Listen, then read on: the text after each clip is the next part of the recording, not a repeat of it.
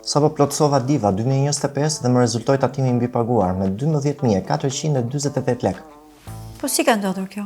Sepse ne kemi 2 fëmijë dhe sipas ligjit nëpërmjet Divas prindi përfiton zbritje nga baza tatimore deri në 48.000 lekë për çdo fëmijë nën moshën 18 vjeç, si dhe deri në 100.000 lekë për shpenzime arsimore të dokumentuara. Super, domethënë kjo është një mbështetje e re që ofrohet familjeve shqiptare për të ndihmuar me shpenzimet arsimore dhe për mirëqenien e fëmijëve. Po është përfitimi i njëjtë për të gjithë? Jo, zemra, vlera e përfitimit ndryshon në varësi të pagës, të numrit të fëmijëve, si dhe për shpenzimet arsimore të dokumentuara. Po për shpenzimet arsimore ka ndonjë kufi? Po, kjo zbritje përfitohet vetëm nëse të ardhurat vjetore janë nën 1.2 milion lekë. E si veprohet me vlerën që shtetimi mbi paguar? Atëherë, nëse deklarata tregon të pritës kreditore, mund të aplikosh për rimbursim. Si bëhet aplikimi?